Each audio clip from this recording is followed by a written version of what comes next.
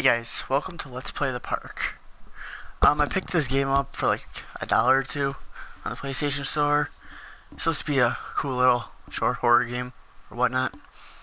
But yeah, basically you're at this amusement park. It closed, but your son lost his teddy bear or something and he just ran in. So we're starting the game. Let's do this.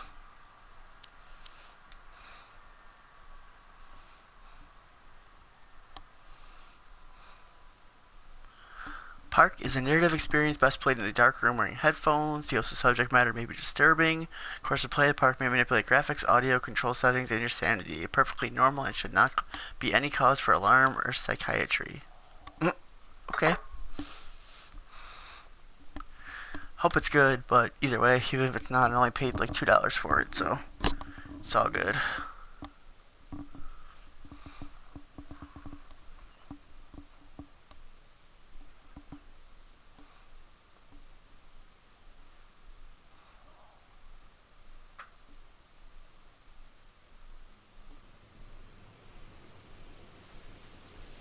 In my heart and mind, I always return to Atlantic Island Park.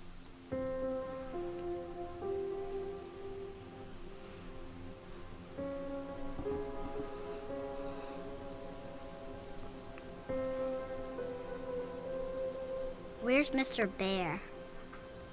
I haven't seen Mr. Bear, Callum. It's a weird name.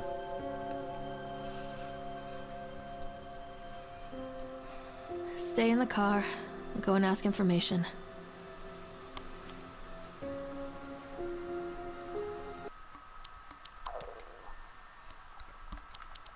Okay, just making sure the making sure the sensitivity was nice and low because it's really touchy even on 1. Attention patrons, the park is now closed. Please make your way to the car park at your earliest convenience. Employees prepare the park for shutdown. It's X to interact. Callum was born the day this place opened. This is his favorite place in the world. Tribute to the untamed heart of Solomon Island and the people who used their talents to bring the dream of Nathaniel Winter to life. May this park be a place where joy and laughter are gathered, and used to infect all of those who follow after.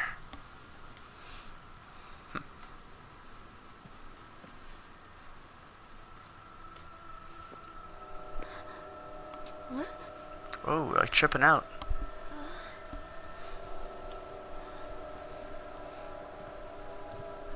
Hey, Lorraine. Lorraine. Don't blame yourself, Lorraine. People lose things all the time. Take a deep breath and think about the last place you saw your son's teddy bear. Hey, stop! I think your boy just ran into the park. I'll unlock the gates for you. Okay, guess we're going in.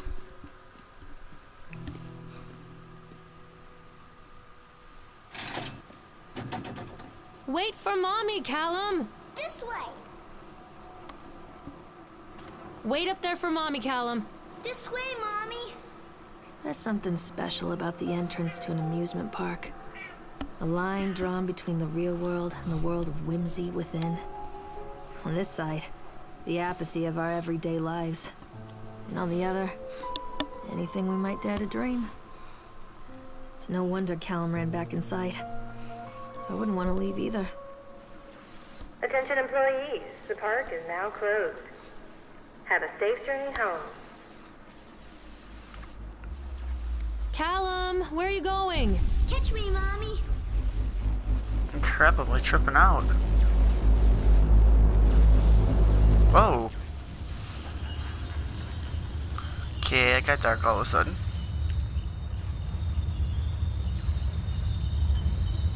Wait for Mommy, Callum!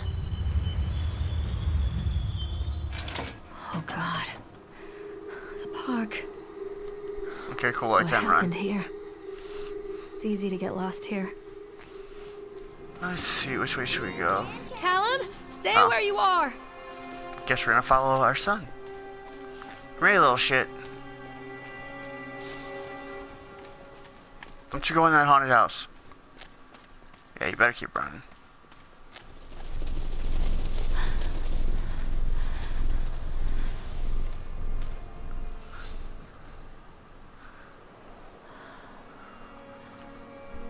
Should we go in? Too dark. I'm not going in there without a flashlight. Damn. Alright, I guess we'll follow the kid. Callum, stay where you are. Over here.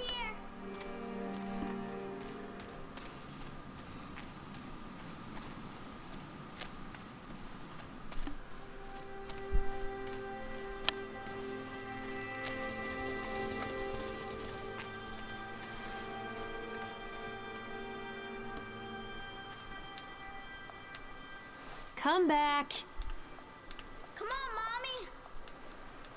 How do I examine it? It's not letting me. I think There this we go. belongs to Callum. Whoa. Chad the Chipmunk, huh? Chad the Chipmunk Just a drunk welcomes guy you to in a Atlantic suit. Island Park. Chad can be seen in daily ice sculpting shows in the following locations. Chad the Chipmunk, worst in class. Chad the Chipmunk seem to pass. Chad gets angry, likes to fight. Chad is beaten every night. Chad will have a dead-end job. Chad will die a useless slob. How nice. Can't go in there. What's this? Purchased the land on Solomon Isle for a pittance. I might add whatever old Archie Henderson did to the locals. Just the mention of his name had people slamming doors and locking shutters from the moment I arrived on the island. The lawyers had arranged everything in advance, but the realtor still had to come and deliver the keys to me personally. He took it upon himself to offer me another warning. I don't know what you're planning to do with this land, Mr. Winter, but the soil here is bitter with a curse carried from the old country. Old man Henderson, he did terrible dark things. The land remembers, sir.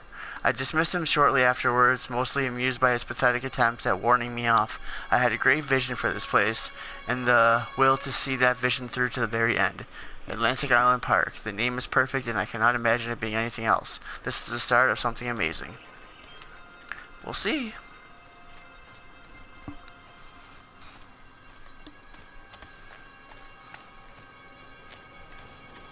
Mommy needs to see you, Callum. Over here. Guessing he went this way. Callum, stay where you are.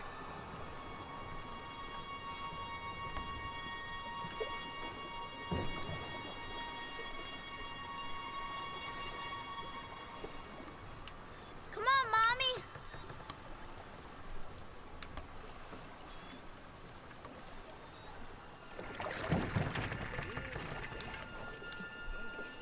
You're letting me in or what?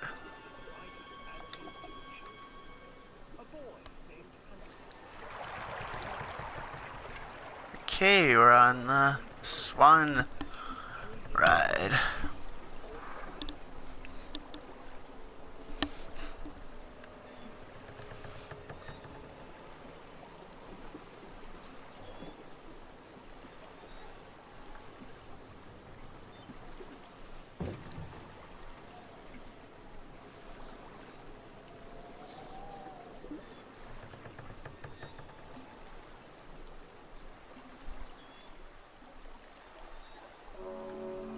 Near a great forest, there lived a poor woodcutter, his wife and his 2 children.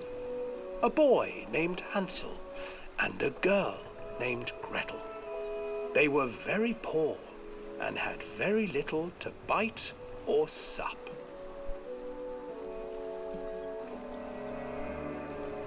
"What will become of us?" the woodcutter asked his wife one night.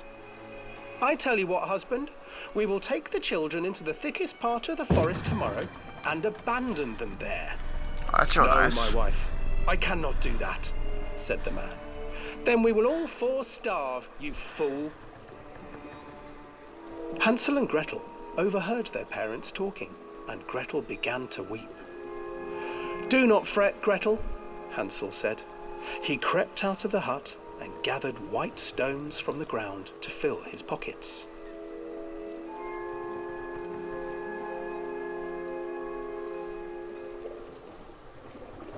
The next morning, the woodcutter leads the children into the forest.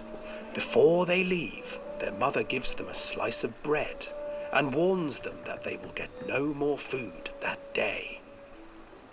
Oh, that sucks. Clever Hansel leaves a trail of white stones behind them as they pass into the woods. When their father leaves them, the children wait a while, then follow the trail back to their parents' house. After receiving a thorough scolding from their parents for getting lost in the woods, the children are sent to bed without any supper. Hansel tried to sneak out and collect more white stones, but found that the door was locked. "Tomorrow I will take them into the woods myself," the wife told the woodcutter.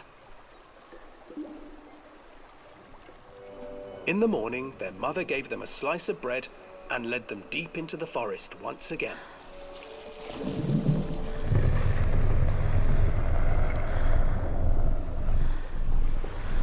Hansel broke his bread into pieces and left a trail of breadcrumbs to lead them safely home. But hungry-eyed birds snatched up the breadcrumbs and his trail was destroyed.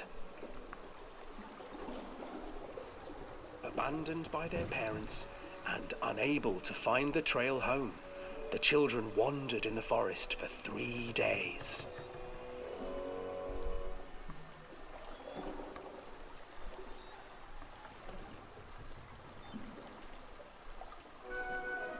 The children stumbled into a clearing with an exceedingly strange house. Its walls were made of gingerbread, and its windows were panes of clear sugar. Hansel, desperately hungry, ran forward and began to nibble on the walls.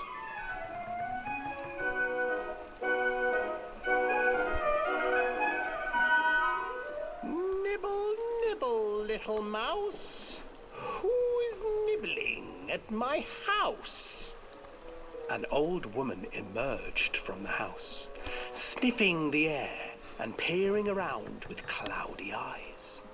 "Oh, you dear children, who brought you here? Just come in and stay with me.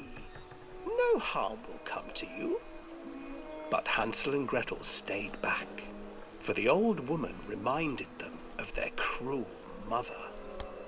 "Come, children, don't be afraid. I have something for you." The old woman offered them 2 enormous lollipops. The children took them and began to eat. "You see, nothing to fear here. Come inside," the old woman urged, and the children, still licking their sweets, followed.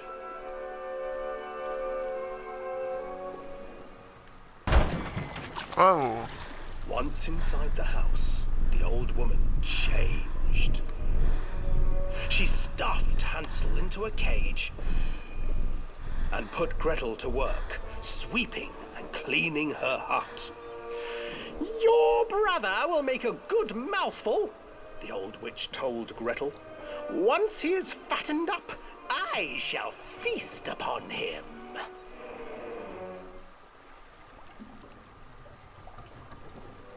Time passed, and poor Hansel refused to eat, fearing the day that the witch would eat him.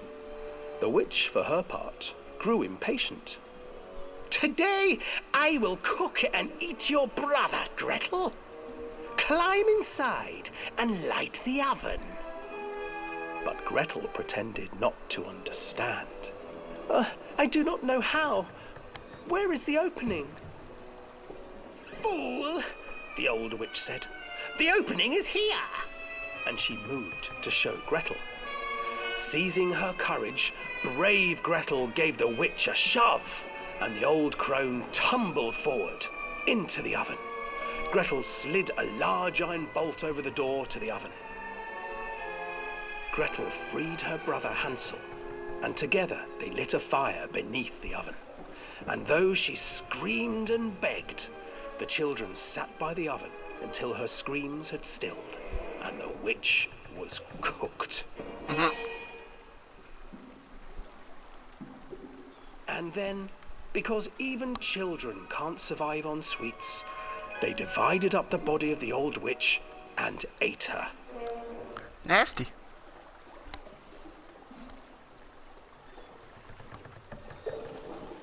Alan, where did you go? Alan, where did you go?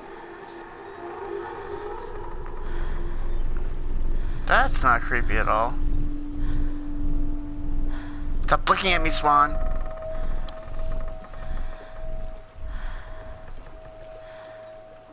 $10 points if you know what that reference is from.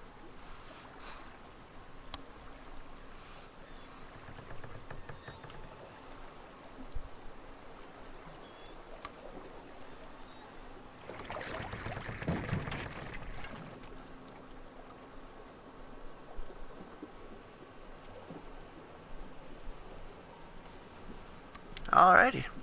Callum! Hansel and Gretel. I used to read it to Callum when the electricity was shut off. Those poor children. The whole world against them.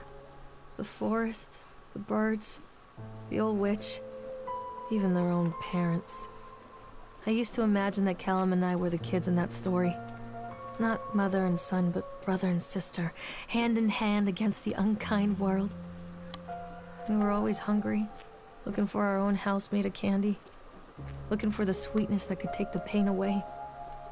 Hunger leads people to desperate, terrible places where the tree branches reach like claws.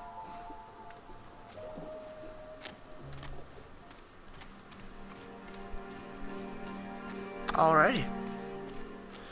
Let's see. Callum! Another accident. This place.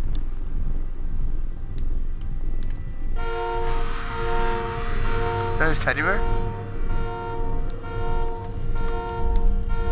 Despite the constant interruptions to work, Atlantic Island Park will be opening on time. The governor is booked to cut the ribbon, so the only real question is whether we will have any customers. I'm not truly worried. The customers will come out of simple curiosity. I deduced what was needed from the banned writings of the Archie Henderson. It's astonishing to think that a resonance of positive emotions can be used to fuel such a process. Henderson himself chose to use negative, and that caused some of the taint that still lingers in this place. I will not make his mistakes. Very soon I will know if this has been for nothing. Can I grab the bear? Or? Oh, it's got a knife in its eye. That's nice. Stay where you are!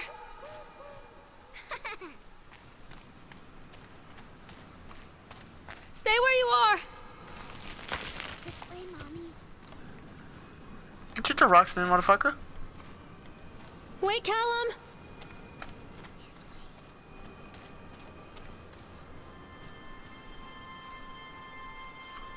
way. The octopus ride next. Mommy needs to see you, Callum. Mother Duck said quack, quack, quack, quack.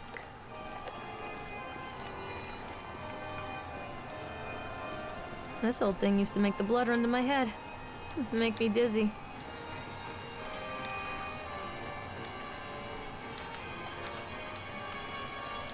The guy just snapped.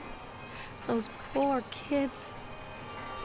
We were waiting for our turn on the ride. Frank, me, and the boys. This fellow in a chipmunk suit is making an ice carving while people took photographs. Lawrence wanted to go over to him, but I've always been a bit wary of those suits. They give me the creeps. It's silly, I know. Anyways, the Chipmunk Man, he was carving and picking away at the ice, and at first we thought he was making some animal, like a tiger or lion. But as more and more ice fell away, when you first looked, it was like a human face smiling out of that block of ice. But the more you looked at it, the more you saw that there was something not quite right about the proportions. Something unnatural that made your heart begin to beat just a little bit faster. Like you were prey and that thing in the ice was a hunter. But then these teenagers walked up and one of them made a face at the carving and said something rude to the guy in the chipmunk suit. And then, well, he went berserk. For a few moments, it was chaos. Everybody was running away from the guy who had one of the teenagers on the ground and was stabbing him with the ice pick. Blood was spraying and people were screaming, and Frank and I had the kids and we were dragging them away as fast as we could. And the last thing I saw before Frank dragged me away was that the eyeball of one of the poor kids had landed on the ice sculpture, making the horrible creature look more or less alive. So are we riding this or? Oh, over there.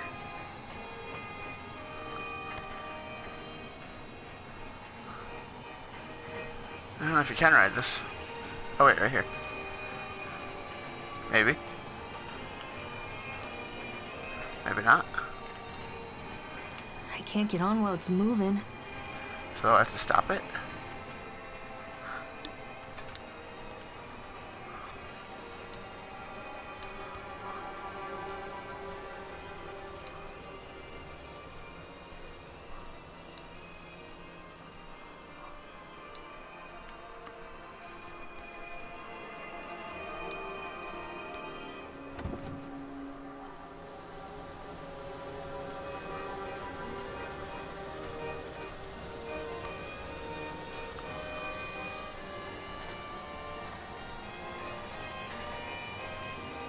This would be cool in VR. Whoa. Yeah, I think I'd be dizzy as hell in VR right now.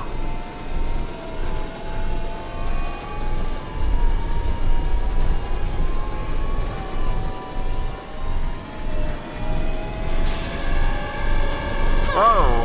What the fuck was that? That ain't creepy at all. Oh, of course it's gone now.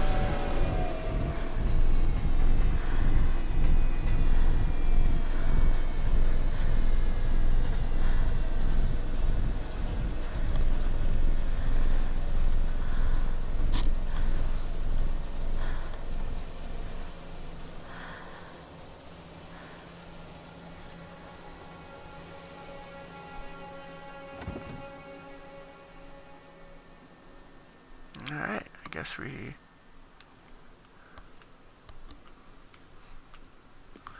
go this way. Treachery hides in thoughts. Treachery that lashes like a whip and scars our insides.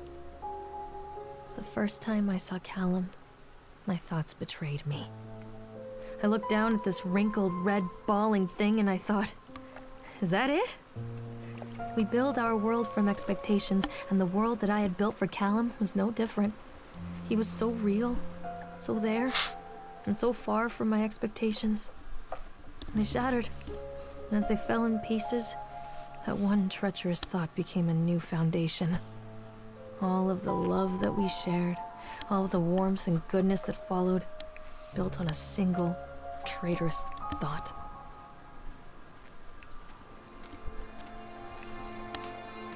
Don't hide from me, Callum! What's this ride? Oh, bumper cars? Guess we're going on the bumper cars. Constant crashes and 80s music. I guess it floats someone's boat.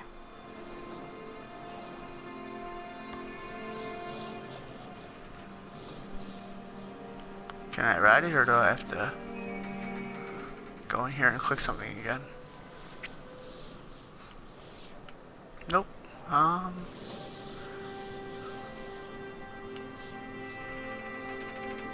There's a certain one I have to get on.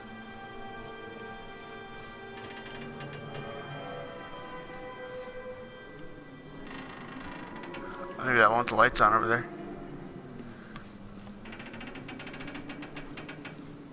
Guessing that's probably the one they want me to go to. Yep. Let's see. During transport of a bumper cars into the arena, one of the straps attached to the load of the truck came untied, causing a cascade of bumper cars onto Francis, who was standing directing the driver. Francis was crushed by the weight of the cars. Francis was killed.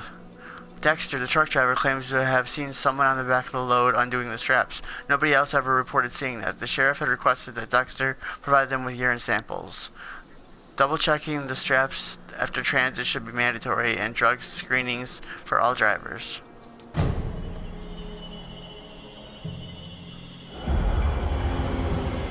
Whoa.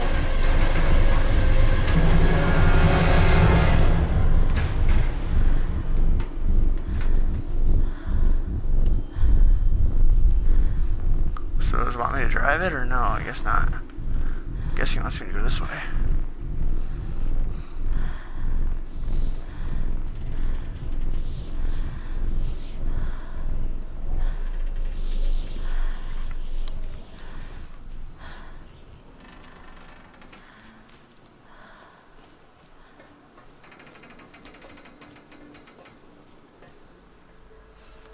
It's a matter of public record that I am a failure as a mother.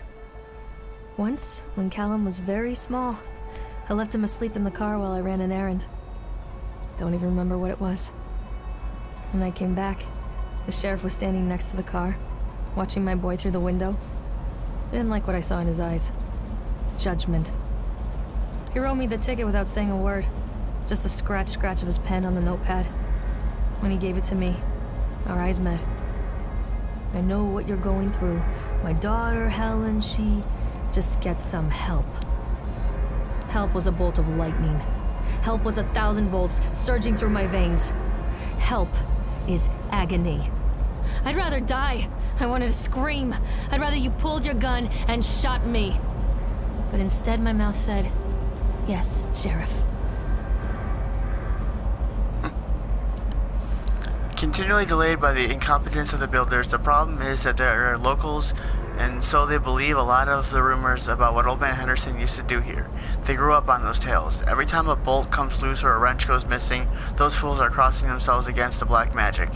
Of course, that's why I choose this site over all other potentials. Solomon Island is a nexus for dark energies, and the thought of all that power just dissipating beneath the earth here, it makes my skin crawl. I called in a few favors back in Brooklyn and got someone at the local academy to see if they had any interesting books about the local history. Turns out they do, and it turns out that Old Man Henderson has some pretty strong connections to the Brooklyn crowd. Perhaps something he wrote will help me find the piece of the plans that I am missing.